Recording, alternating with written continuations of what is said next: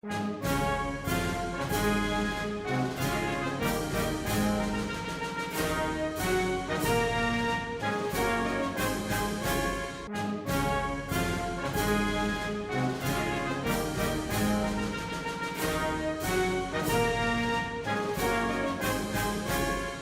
help me give a warm hand of welcome to the co-founder and director of Free Enterprise Society, Mr. Steve Hempfling.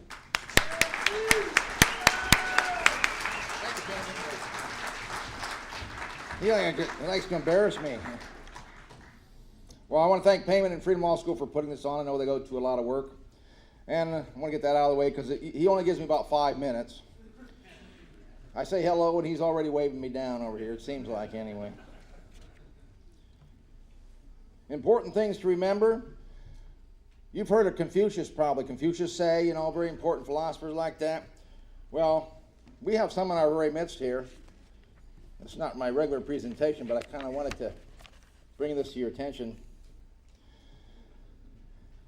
Because sometimes people will look off and come up with something really important, things that you must remember. I was talking to a great attorney last night. His name is Jeff Dickstein. Ever heard of him?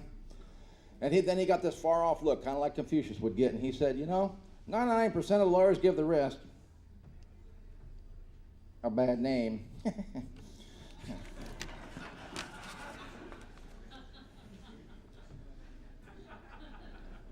Sean O'Connor, some of you know him. He's been with Free Enterprise Society for a long time. Very smart guy, very serious too. Some of you probably don't think he has a sense of humor, but he does. But he's also one of those, he gets those, something comes over him sometimes, and he just gets something very, very important you must all remember. And on the way we were driving down here and it was snowing, and he didn't like snow. Anyway, he kind of got that far off look too in his eye. And then he said, Steve, a clear conscience is usually a sign of a bad memory.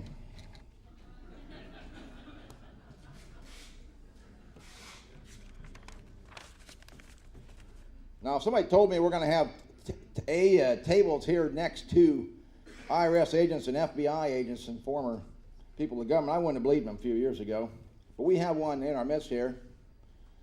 And his name's Ted Gunderson, former FBI. Is he in here? Yeah, he's standing back there. Anyway, he's also a philosopher. A lot of you don't know that. But you have to be in his position. FBI, super secret stuff, all the national security. We were at a little hospitality last night, and Ted looked up. He got that far off looking and said, Steve, how do you tell when you're out of invisible ink? See, only someone who worked for the FBI would know these things. And payment too, not to be outdone, payment sometimes gets that far off look, and payment sometimes gets discouraged because not enough people are getting involved. And then he said this one day. He said, experience is something you don't get till after you need it.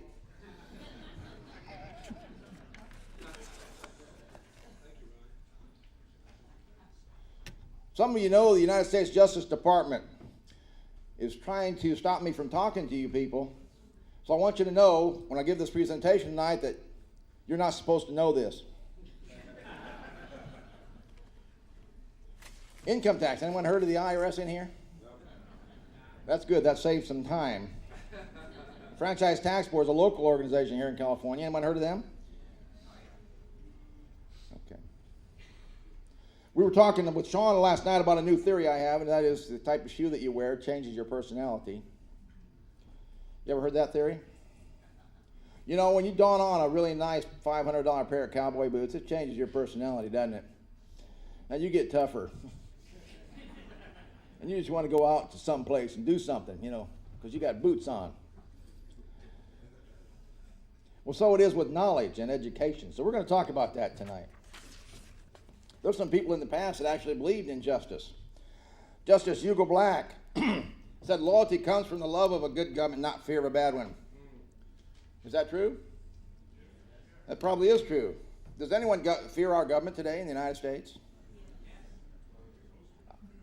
Besides besides people outside of this country? Do Americans fear our government? They do. Thomas Jefferson said, if a nation expects to be free and ignorant, it expects something that cannot be. Well, let's talk about that a moment. Are Americans ignorant? How can that be? We're the best educated, supposed to have the best education system in the world. I got to kick, that woman kind of showed the problem there this morning. Now, Payman talked about this Citizens Rule Book. It is really, really great. And if you haven't got one, you got to pick one up. He's going to give them away out there for free. He told me you're going to be searched tomorrow. If you don't have one, you got to have one. So I'm just kidding. This is very important, ladies and gentlemen. This is the rule book. This is what made America the greatest country in the world has ever seen. When we follow this document, I declare we're not following it today. And a lot of, probably not so much in here, but a lot of people in America don't know that. Why? Because the school systems don't teach this document any longer. They talk about it, but they actually do not read the Constitution in school. Now, our military takes an oath to defend with their life what's in this document, and they have not read it. Most law enforcement members in this country take an oath to defend with their life what's in this document, but they've never actually seen one. It's kind of strange. So let's look at the Declaration of Independence. It says, we hold these truths to be self-evident that all men are created equal, endowed by their Creator with certain unalienable rights, that among these are life, liberty, and the pursuit of happiness, that to secure these rights, governments are instituted among men, deriving their just powers from the consent of the governed. Who is the governed? We the people in Washington, D.C., or in this room? In this room is correct, at least in my opinion, and I think that's what the founders intended. How about the Constitution? It says, this Constitution and the laws of the United States which shall be made in pursuance thereof, and any treaties made or which shall be made under the authority of the United States shall be the supreme law of this land. Why is this the supreme law? Does anybody know? That's right. You've been here before, huh? That's because, Article 6 said it is the supreme law. It's not Steve Hempfling saying it, or Sean O'Connor. It's the Constitution says it's supreme. So what does the supreme mean? Does it mean the top or the bottom? So what does it mean? As we continue on, it says, the judges in every state shall be bound thereby anything in the Constitution or laws of any state to the contrary notwithstanding. So if California were to pass a law, of course they would never do this, but if they were to pass a law contrary to this Constitution, what would happen to it? It says notwithstanding. That means it won't stand up. Does that happen in practice? If California passes an unconstitutional law, do they get thrown out? Oh, occasionally, but not very often. If we continue on in that section, the senators and representatives before mentioned and the members of the several state legislatures and all executive and judicial officers, both the United States and the several states, shall be bound by oath or affirmation to support this Constitution. Can we all agree we're talking about the United States Constitution? Not the Constitution of Cuba? Does Cuba have a constitution? Beats me. And if they have one, do we want it? No. All right. I sometimes wonder when I talk to elected officials what constitution they took an oath to. That's why.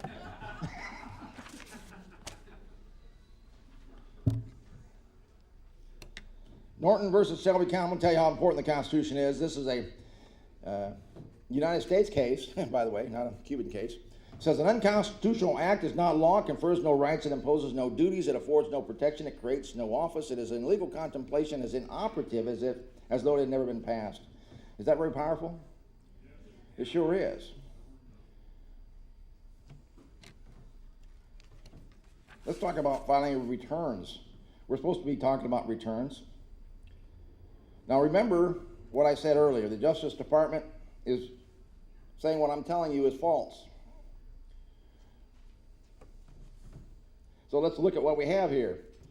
This filing requirement section that I have for you here, I scanned out of the 1040 instruction booklet. And it says filing requirements. Do you have to file? That's a good question. And there's a tip there. Oh, wait a minute. It says use chart A, B, and C to see if you must file a return. Then there's a tip. It says tip. Even if you do not otherwise have to file a return, you should file one to get a refund. That's a good tip. But I think I've established that not everyone's required. Is that a fair statement? Maybe everyone in this country is required, but one. At least one, because they wouldn't put this section in there if everyone was automatically required, as most people think. We're taught before we can walk and before we can say daddy, we know we're required to file returns in this country. Right?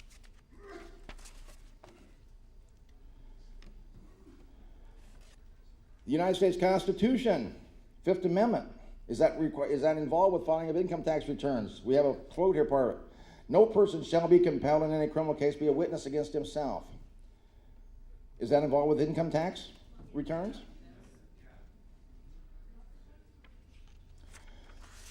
Well, let's see what that means. We have a case here talking about the Fifth Amendment and the income tax return. It says there can be no question that one who files a return under oath is a witness within the meaning of the amendment. It says witness.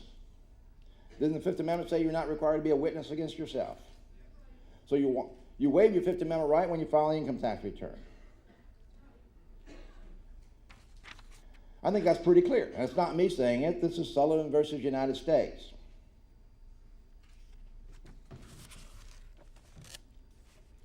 How about the Fourth Amendment of the United States Constitution? We have it here. It says the right of the people to be secure in their persons, houses, papers, and effects against unreasonable search and seizure shall not be violated. Does that apply to income tax? They thought of the word papers to put it right here in this in the Constitution. Let's see if this thing works. Right there, for those that can't, it's papers. What kind of papers are they talking about, do you think? Newspaper? Toilet paper? No, they had to be talking about business records, right? Family records, family photos, whatever it was. You had a right to privacy in those records. So do you waive those when you file income tax returns? Well, of course you do, at least to the extent of anything you put on the return. But remember, and I want to remind you continually, that the Justice Department disagrees with me. But this is not my opinion, is it? Am I giving you an opinion?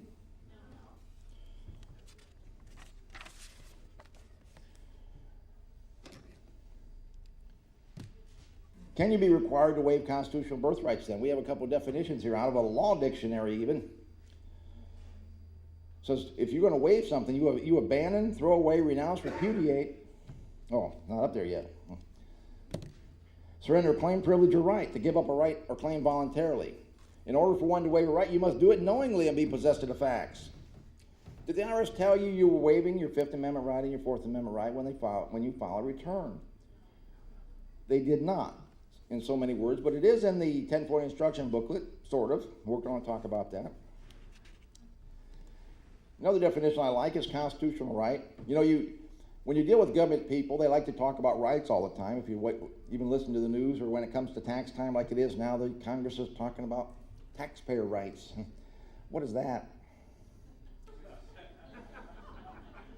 I don't know what that is. But you heard of civil rights probably. Have you heard of civil rights? Martin Luther King did a lot of work in the 60s, and a lot of that was incorporated in the statute. But basically a lot of civil rights were won in it by court decision. So one court would give you a right, and what could the next decision do? Could take that away from you, see. Is that a true right? And they have statutory rights. You may have heard of those. That's when your legislature, in whatever state you're in, writes something into supposed law. They call it a statute. What can they do with that the next day if you get a statutory right? Take it away. They can repeal it the very next day. But I like to talk about constitutional right. A right guaranteed to the citizens by the Constitution and so guaranteed as to prevent legislative interference therewith. Can it be any more clear than that? So can California or the United States government pass a law saying you have to waive these rights? They cannot.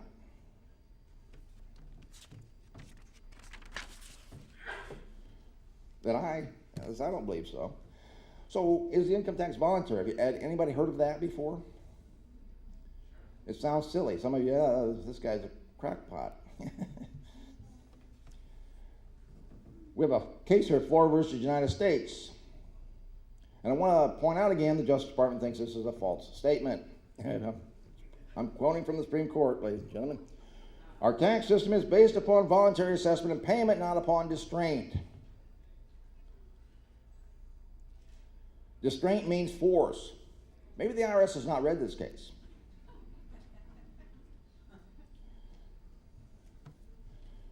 And for those of you that do live in California, how about the Franchise Tax Board? We have a letter here from Roger Lubens.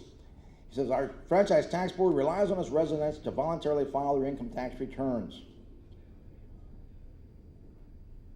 That's very interesting. Now look, Roger Lubens, he's a member of the Filing Compliance Unit. You're probably asking yourself right now, if it's voluntary, why do we need a Filing Compliance Unit? That's a good question.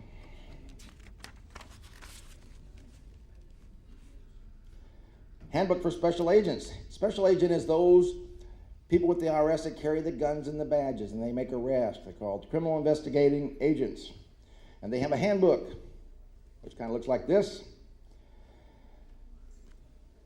And Mortimer Kaplan, the commissioner at the time, had this to say to the agents when he gave this book out. He said, agents, our tax system is based upon individual self-assessment, or individual and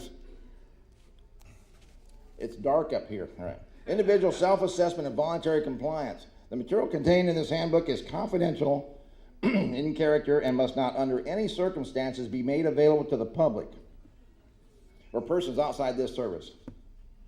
That's pretty secret. So this book I'm holding right here, you can't have, according to the United States. But we have a whole bunch more on the table back there you can have now.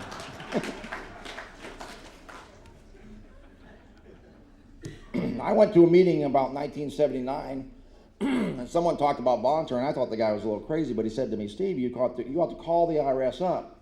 And I definitely don't recommend this to you, but this is what I did. The very next day, I called the IRS right up. I said to the agent there I was talking to, I said, is the income tax voluntary? And the agent told me, yes, sir, it is.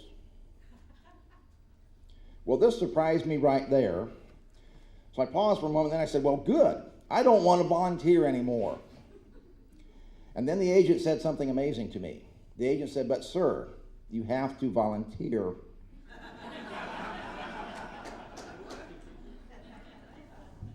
Well, this confused me for several days. I hung up at that point. But let's look up some definitions.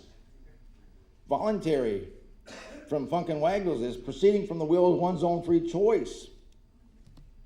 A voluntary system, a system of freely given support, or from a law dictionary, which is even more important, of course. Unconstrained by interference, unimpelled by another's influence, spontaneous, acting of oneself, proceeding from the free and unrestrained will of the person. Yes, ladies and gentlemen, 90 million Americans go down to the post office on April 15th, free and unrestrained. And they're happy, too. Have you ever been down there? I mean, it's like a party.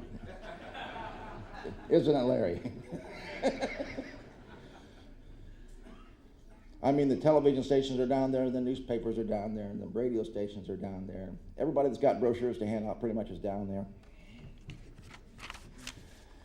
And just about everybody in the community, or in the city or county you're in, drive through that little lot that night. So you get to meet everyone in your community.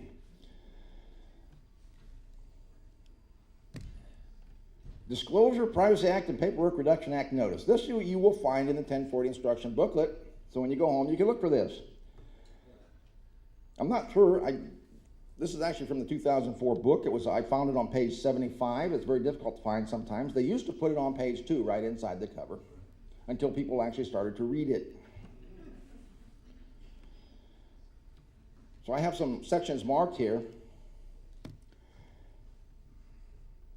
And paragraph 1, it says,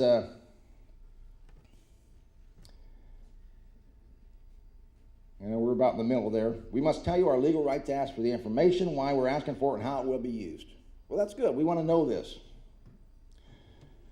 I want to know what requires us to give that information. So section 2 is part of that. It says our legal right to ask for information. This is what we want to know. Our legal right to ask for information is Internal Revenue Code 6001, 6011, 6012A, and the regulations. They say you must file a return or statement with us for any tax you are liable for. Now that sounds like you're required, doesn't it? I mean, the average person reading that would say, well, that requires me. But it doesn't really say that, does it? It says these 3 sections require you to do something, right?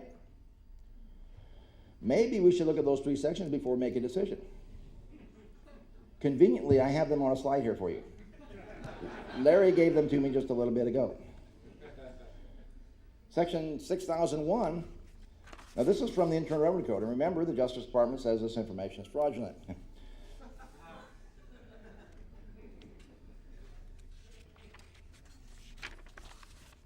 For any tax imposed by this title, let's stop right there and look at the first 3 words.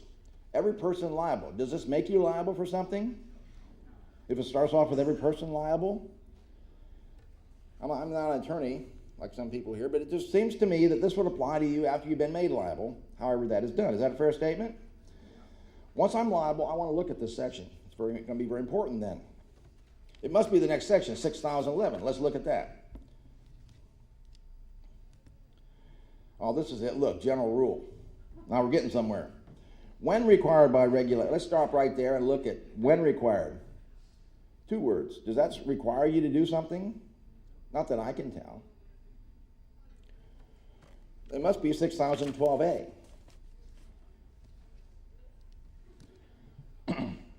General rule. Returns with respect, this is a little more complicated. Returns with respect to income taxes under subtitle A shall be made by the following. Every individual having for a taxable year a gross income which equals or exceeds the exemption amount, except that a return shall not be required of an individual.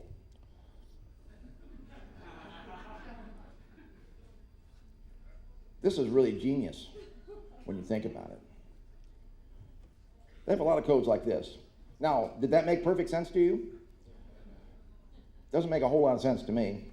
But what I find interesting, and then it has, you think I'm just taking it out of context, but that's the way it is in the code book, which I don't have one at the table, but there's some around here, I would guess. Right after individuals, a big dash, and then it goes through little I, a little 2I, I don't have the whole section in here, and then it says who's not married. And it lists a whole bunch of people not required. I guess if you're not on that, not on that list of not required, you must be required. Is that what the IRS, that's what the IRS wants you to think. Is that the way law works? No, there should be a specific requirement made on you. Let's go back to the Privacy Act. It says our legal right to ask for information. They say, that they means those 3 sections, say you're required to file a return or statement with us for any tax you're liable for. And here's the really clincher. It says your response is mandatory under these sections. What response is that? Did it require anything in those sections? Not that I could figure out.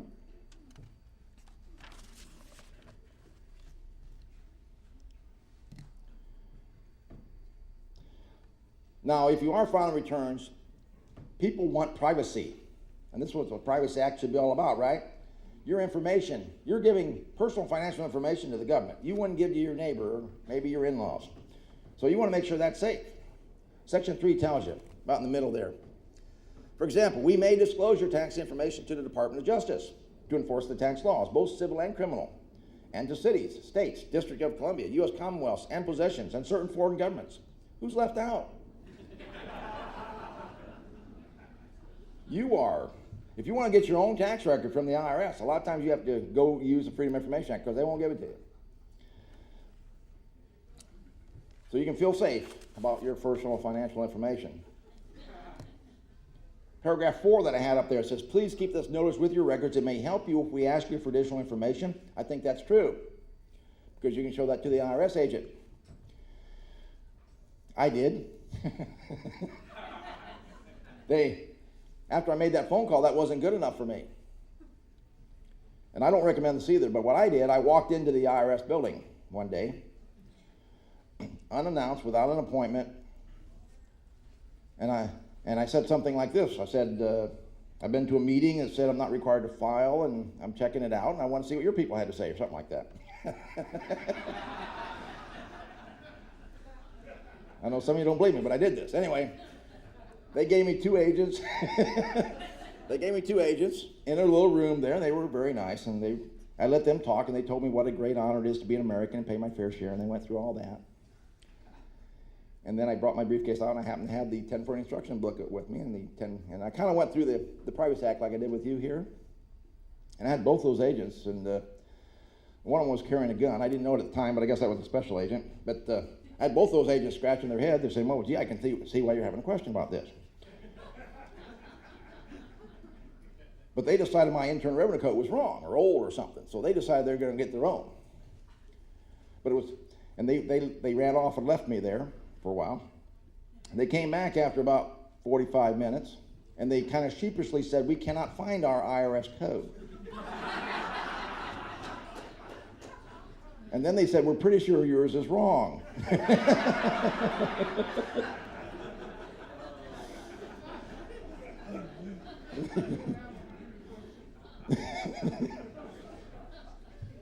Well, I was at Gish Road. This was in San Jose. This was their main building, the big one. The Gish Road was where all the IRS agents were in Northern California. And the way they said it led me to believe that there was only one code in the building, and it was lost. See, a lot of you probably think the Internal Revenue Code is their Bible. If you apply for the IRS and you get a job there, they're gonna give you each an IRS code. You know, when you're a pastor in a church, generally they give you a Bible, and you gotta learn something about that.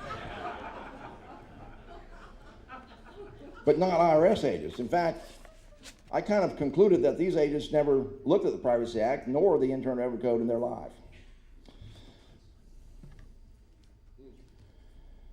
Now, this name always got me for a while. It says Disclosure Privacy Act and Paperwork Reduction Act Notice. I thought for a long time that name was meant to keep people from reading it because it didn't look like something you'd want to read. But I figured it out. It makes more sense now that as I understand this better. It said if more people read this page, a lot more people would stop filing, and there'd be a big paperwork reduction.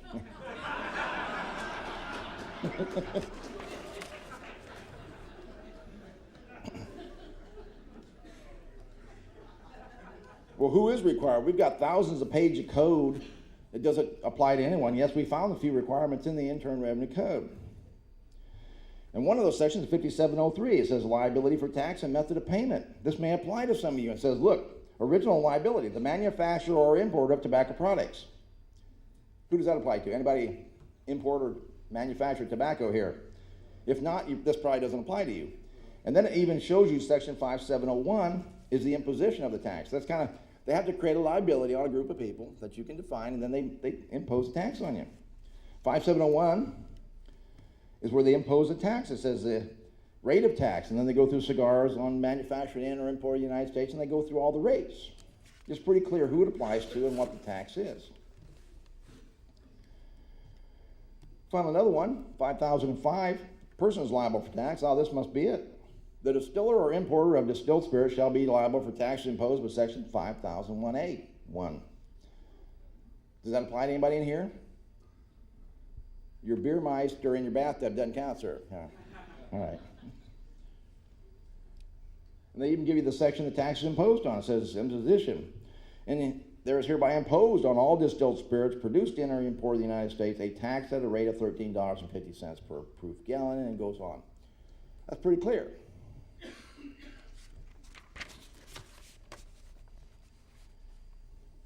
Now the next slide is going to show you the section that deals with you, the individual. It's not hooked to the sound system.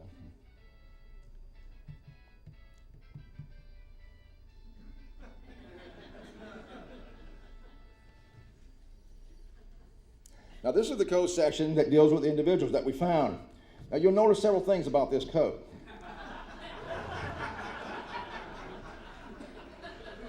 There aren't any words on it.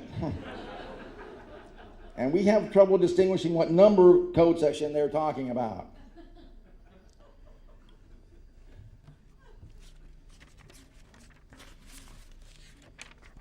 So, we have not found any section that real specifically requires an individual to do anything. That's why we keep finding references to voluntary.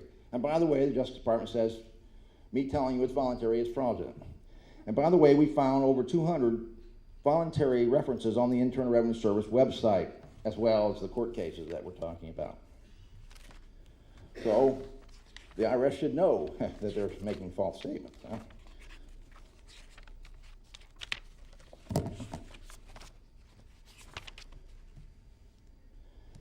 Now, sometimes an attorney will bring this up or an accountant will bring this up. Section 1 of the Revenue Code says tax imposed. Married individuals, flying joint returns, and then goes through a bunch of stuff. And a lot of people think that applies to them, and it might, except that we can't find a section that points to Section 1. There's no liability created that points to Section 1. You don't look at Section 1 until you know you're liable. And that is done by creating a liability. And if Section 1 actually applied to you, it would seem to me, and I'm not an attorney, but it seemed to me Section 1 should be in the Privacy Act. How about you? The Privacy Act is required to tell you these things. If there's a requirement under law for the Internal Revenue Service, it's supposed to be in that Privacy Act. And we can't find it. Senator Root was a great man. We need more like him. But here's what he said when the income tax was passed. He says, I guess you will have to go to jail. If that is a result of not understanding the income tax law, I shall meet you there. We shall have a merry, merry time, for all of our friends will be there. It will be an intellectual center, for no one understands the income tax law except persons who do not have sufficient intelligence to understand the questions that arise under it.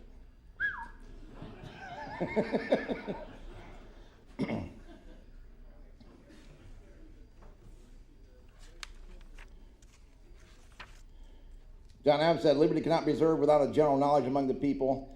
See, these are smart guys. Now, the legislators up in Washington say just the opposite, don't they? We can't have liberty if people know what's going on. They have to keep us ignorant. Do they do that?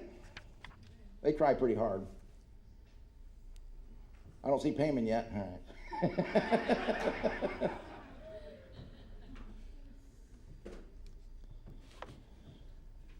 We, as an organization, we're dealing with Free Enterprise Society. I want to tell you another joke before we go on, though, since I don't see payment. There was a former IRS, most jokes should be IRS agent jokes, by the way, not Polish people or anything like that, in my opinion, anyway. Anyway, there's a former IRS agent. He's retired and everything, but he became a magician, performing for people. And he was at this big club, and he was doing a big performance and having a great time. And then he asked for a volunteer to come up, and he said, I want you to hit me in the temple right here with this sledgehammer. And the guy said, are you sure? He said, yeah, no problem. It's just a trick. He said, okay. So he lays his head down on the block. Guy hits him with a sledgehammer. And this guy is really a pretty good magician, because 10 years later, he woke up out of his coma, and said, ta-da!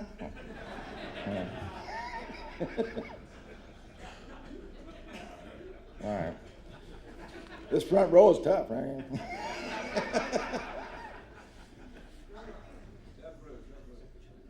He's a former IRS agent, yes. All right, law. We talked about a few things. Law Never Was, Volume 1 and 2. For some reason, we didn't bring any along, but it's a picture of it right there. Talk about the 16th Amendment. The 16th Amendment is the basis for the income tax as far as the government seems to be concerned. They keep pointing us to that. But yet these books prove that the 16th Amendment was not ratified. For example, Kentucky voted 22 against it and 9 in favor of it, and it's counted as a yes vote. California never voted on the amendment at all, and it's counted as a yes vote in Washington, D.C. And these kind of errors are brought up in these two books. Very interesting. These books are $45 a volume. See, the 16th Amendment, I think, is probably as close as we're going to come to their Achilles heel. This is what most Americans believe is the law of the land. But the 16th Amendment was never ratified. And even if it were ratified, some of you may know, it doesn't require an income tax that we can find.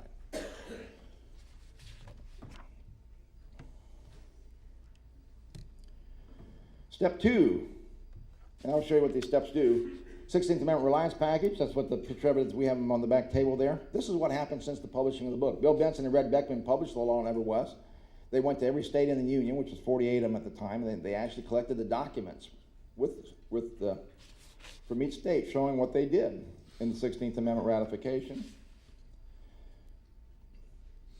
And for their trouble, I mean, Bill Benson and them, Red Beckman should have been given a medal for exposing this fraud. But what happened to him? Anybody know? They were attacked, you see. Bill Benson was attacked and put in jail for a little while. And the judge denied the jury seeing any of the evidence that he had collected at the 48 states when he was in trial. I'm not going to go through all of that. But anyway, this has transcripts from Bill Benson's file in Illinois. And one of the things the judge said, I'm just paraphrasing, is that he's read the law that never was and believes that it's the work of a man that investigated the income tax and has a right to come to, and wrote a book about it and came to certain conclusions about it. And he says there's nothing wrong with that. We have that. We have the transcripts. In fact, the judge continued on and say, well, if he's correct, there would be no law to violate. So Bill Benson wouldn't be sitting here in the trial for failure to file if the information in his book is correct. So anyway, that's what's in the 16th Amendment reliance package. Has has part of the transcripts of his trial, a lot of some additional evidence from Bill Benson's file. And these books are normally $200. We have a $200 meeting special, and $20 or more deposit will hold that. But what it is, these are copies of certified documentation from Bill Benson's file in Illinois, and on the inside of the cover, we have a signature from Bill Benson showing that these are copies from his documentation. Step 3, redress a grievance. Now, learning a little bit about the 16th Amendment and the Constitution in general is good, but we're going to go a little further, and we're going to show you what this does. Under the First Amendment, we have a right to redress our grievance. I know some of you are dealing with that with the Robert Schultz organization, because he's really taken that issue up. But we're going to write a letter about the 16th Amendment to our congressman, senator, the president. Of course, you have some really great senators here in California. Barbara Boxer, Dianne Feinstein. Of course, they have a real good reputation. If you write them a letter about your constitutional issues, they're probably going to call you up, invite you and your family over for a barbecue and talk about your problem and help you out. Because they're very concerned about the Constitution. Would that be a fair statement? It's not, is it? But we want to write the letter so it's in your record, in your file. And they sometimes are interested in what they send back. They send back a lot of letters and different kind of replies. But one of the things they send back is a report from Library of Congress from John R. Luckey. John R. Luckey was a legislative attorney in Washington, maybe still is, and he wrote a document trying to debunk this, and he doesn't do a very good job of it, but he tries to. And Barbara Boxer sometimes will send this to you for free, which is good, because it really supports this position, number one, and number two, it saves you $7, because that's what we have it for. And you might, and whatever letters you get back will be helpful, because they're going to be non-responsive to this question. They're going to ignore it. Step 4 is a federal lawsuit, which is a First Amendment lawsuit. He's telling me I'm almost out of time, so I'm going to go really fast now. Federal lawsuit, which is done under the First Amendment. When the congressmen and the great senators here in California don't help you, we can go into federal court under a lawsuit and ask them the question. I want clarification on the law that requires me, or if there's any obligation for me under law to file. And the courts really don't have an answer to that. They've dismissed all of our lawsuits and don't answer it. Is that good or bad? I think it's very good. I think anybody if you think about it at all, when they dismiss it, that's virtual proof that there's not a law. Because if they had one, they would show it to you at that point. This is called Reliance 2000 program. We have some free information back on the back table. You can pick up a free catalog. And we have other seminars that we also have available back there. And what I'm speaking from is a basic income tax seminar we have on the back table with CDs or DVDs. We have a basic membership when it comes to the newsletter and some help. This is $55 a year. Hope a lot of you consider that. Whoops, goofed up here. The newsletters are very interesting. We also have a verified ID card, knowledge that you're supporting an important cause. That's $55 a year. We have applications back there. That helps us get to more people and do more, get more printing done, and because education is a long-term solution to this. It's not the courts. The courts aren't going to declare our freedom again.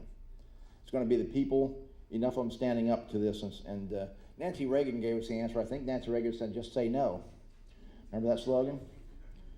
Well, we can do that for more than drugs, you see. Anyway, Free Enterprise Society identification card. This is our attempt to combat the international or the national ID card. And some of you may want to join us on that. And on the back, we have a Monroe case where it states an officer must accept this as satisfactory because there's already case law on it. And this ID is far stronger than those talked about in the Monroe case. We have a civil support service. which will help you answer letters from the IRS or Franchise Tax Board if you decide to be a non-filer or you're having any problems with them. That's $60 a year, and then a fee-for-service basis. Traffic support is included in that same $60. For those that don't know, we have a right to travel, and some of our members are taking that on with no driver's license, or they, you may have noticed they got rid of the roadblocks in Germany and they set them up here in California. If you get in one of those, you're likely to get a ticket, and we'll help you fight those tickets as well. So. We also have a legal defense fund. This is very important. This assists you if you're charged with failure to file income tax returns, because this is how they try to break you. I mean, if you get charged with something, it costs money. Okay, I have 7 minutes left on that. All right. It's a skinny one is what it was. All right. Answers if you're charged with submitting a false or fraudulent W-4, pays for attorney when needed, supports those members in the courts. This fund helps everybody by making the way easier. This is $1,250 to join, and then $50 a month or a year. $50 a month to stay a member. Abraham Lincoln, we'll skip that. Today for $55, you can join for before the weekend's over. You can join for $45. We'll give you a $10 discount to get signed up there this weekend, and the support service is $60. And on the legal defense fund, where we have a lifetime as well, normally $1,200, that's going to be $1,100 this weekend. The legal defense fund is normally $1,250. It's going to be, we're knocking $100 off of that as well. So make it $1,150 to join. And very important right here is this sheet that's on our table. It's a sign-up sheet for the mailing list. We don't automatically get your name by being here. If you like what we had to say and want to support us a little bit, get on our mailing list and we'll let you know what we're doing, where we're going to be. And if you do that, we're going to send you a free newsletter. It normally comes with a membership for everybody that signs up on that. So I hope you do that. Freedom is not free. I hope you support our organization or any of the others, like Freedom Law School or some of the others fine people that are around. In fact, I'm kind of humbled. Every time I come to these things, there's so many great speakers. And it's always a joy to be invited and come before you. So I do thank Payman for that. But I thank you for your time. We'll be at the table later to talk to you. Have a great weekend.